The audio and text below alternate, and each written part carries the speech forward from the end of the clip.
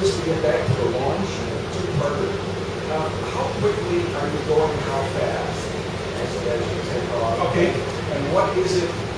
I had the ignorant impression that you were basically passengers for the first few minutes, but you indicated you were doing things.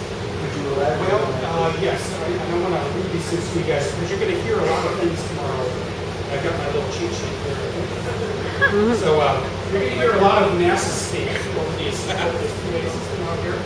And it's all really great information, but if you haven't been around NASA very long, it's not going to make sense to you. So I'm going to tell you now, so get ready to take notes. And so when you get out here tomorrow, you're going to hear a number of people talking over this PA system. And the first person is NTD. And you'll hear NTD, that's the NASA test director. And that's the person that's in charge of this launch. They're responsible for the crew, they're responsible for the vehicle, they're responsible for the closeout crew, they're responsible for everything happening on the launch pad, they're responsible for your safety here, that NASA test director. So you'll hear NTD a lot over the speaker, and that's who you're listening to. And then the other one is OTC, which is Orbiter Test Conductor. And that's the person in the firing room. This building right over here, it's a kind of a low-slung building. It's got a glass front. And the firing room, where the people actually are controlling the launch countdown, are inside of that room. And the Orbiter Test Conductor is in charge of that room and the actual launching of this shuttle. Okay, so then you'll hear those things. And then you'll hear CDR, which is Commander, and that's Chris Ferguson. And then you'll hear PLT, which is the pilot, and you'll hear MS1 and MS2. And so you'll hear those, and that's the actual crew. So you may hear CDR, OTC, and then you hear Chris Ferguson talking to the Orbiter Test Conductor. Okay? So that's the first thing. Now, you asked me about speeds, because you're going to hear a couple of other calls. So at T-minus, well, first of all, you're going to see the launch countdown clock stop at 20 minutes. And you're going to hear a collective sigh. But there is a planned, usually about a 10-minute hold at the T-minus 20-minute mark. So when the countdown clock stops at 20 minutes, be sure that there is a built-in hold there, and that allows us to catch up with any kind of anomalies going on. And then you're going to see the countdown clock start again.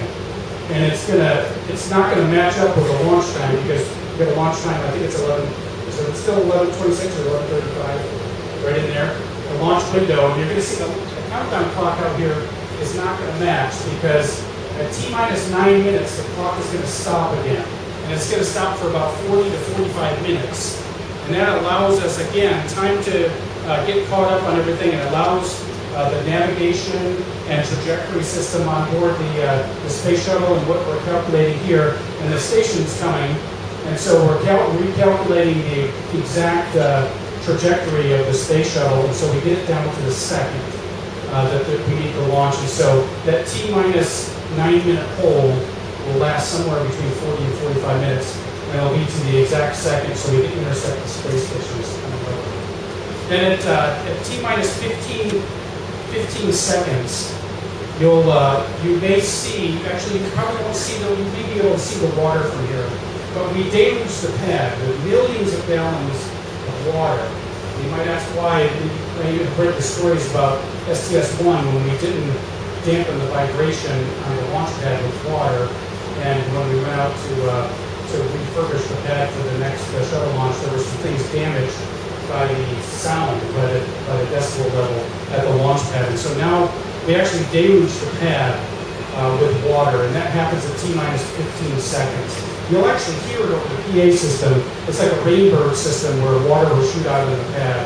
And when you're looking at it from the space shuttle, I had wrist mirrors, and I was looking through the upper windows, and you can see it's like a waterfall coming down behind the space shuttle. It happens at 15 seconds. At T-minus 6.6 seconds, the shuttle main engines will light. And so you'll see a lot of, I'm trying to think, the orientation, I think, is the back of the shuttle is toward us, I think. And so from this vantage point. So you'll see a lot of smoke and steam coming out of the back side of the shuttle. In fact, there'll be a fairly large plume about 6 seconds before liftoff.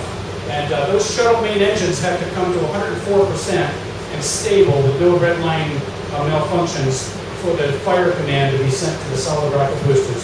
And then when that happens, of course, at T0. And then you're going to see the thing go. Now, when you watch the shuttle, it's gonna, in 12 seconds, it's going to lie on its back.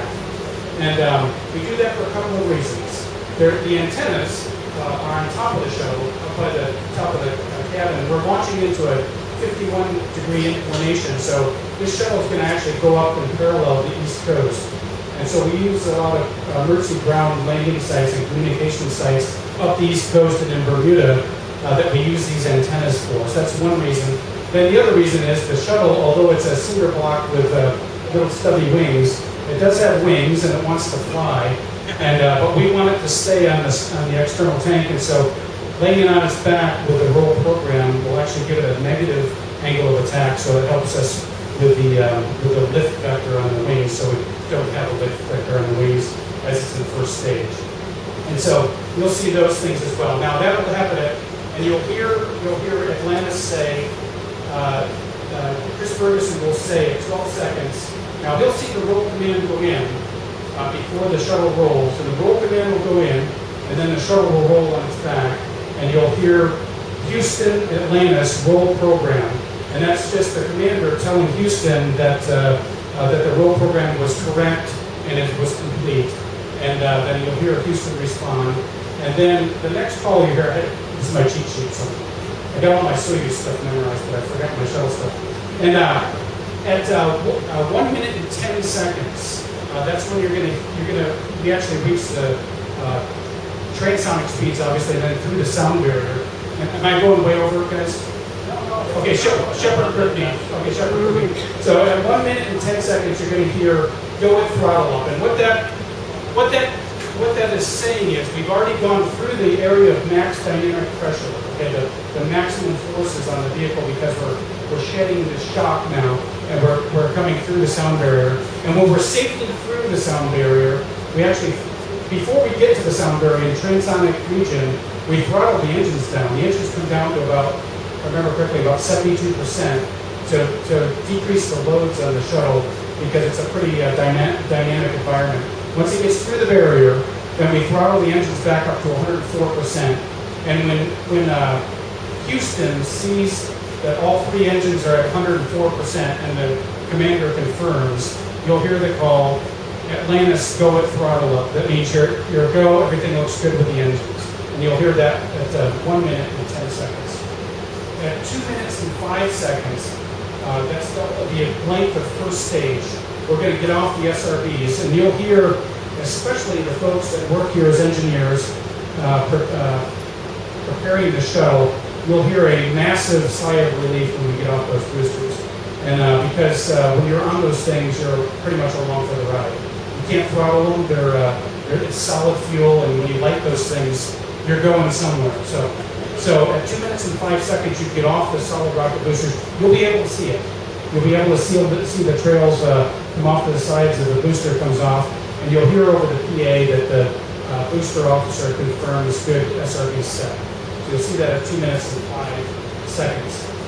At 2 minutes and 32 seconds, at Mach 5.6 or 4,000 miles per hour, you'll hear a call to the shuttle.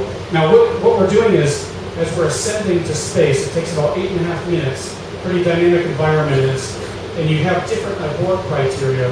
The first being returning to this launch site. You can actually return the shuttle here and land. And so these are boundary calls. So 2 minutes and 32 seconds, you're going to hear Atlantis, Houston, 2-engine Zaragoza 104. And what that means is that Zaragoza, Spain is our transatlantic abort site. And so now if an engine fails, we can make it, and we still have 2 good engines, we can make it to Zaragoza, Spain on those 2 engines and land at 104%. At 4 minutes and 3 seconds, at Mach 8, at 5,700 miles per hour, you'll hear the call negative return. And what that means is we're too high, too far down range, and going too fast to be able to turn around and land here at Kennedy. Okay, so that happens in 4 minutes. And we're going Mach 8 at that point. At 4 minutes and 38 seconds, at Mach 9.5, which is about 6,000 miles per hour, 6,600 miles per hour, you'll hear a call that's press to ATO, and that's abort to orbit. Okay, and what that means is you can lose a shuttle main engine and have two good engines and still make it to orbit. And so that's a great call for the commander to know, because now the commander's got on his mind, remember you're taught as a pilot, when the engine quits, where are you going to go? And so that's the boundary call. It's like, okay, if I have an engine quit, I can still make it to orbit.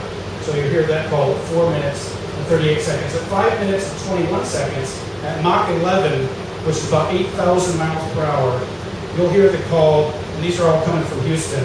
You'll hear Houston, Atlanta, single engine, Ops 3, Zaragoza 109.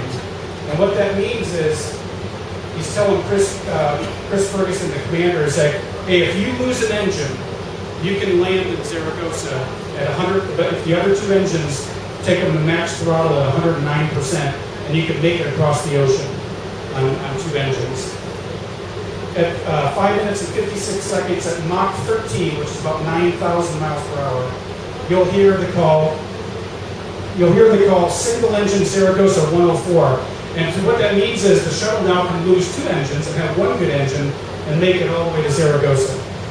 And then at 6 minutes at Mach 14, which is the call that you want to hear, is press to MECO, which means if we lose one engine, we can still make our nominal main engine cutoff. And that happens at 6 minutes, 13 seconds, Mach 14, 10,000 miles per hour. At 7 minutes, at Mach 17.8, it's about 13,000 miles per hour. You'll hear single engine press, which means you can lose two engines and still make it to MECO. And then you'll hear MECO at 8 minutes and 30 seconds, Mach 25, 17,500 miles per hour. You'll hear MECO, and that's when you can clap. And you'll hear over the speaker, you'll hear MECO confirmed, which is main engine cutoff. So you'll hear a big round of applause when that happens as well. So, did I answer your question?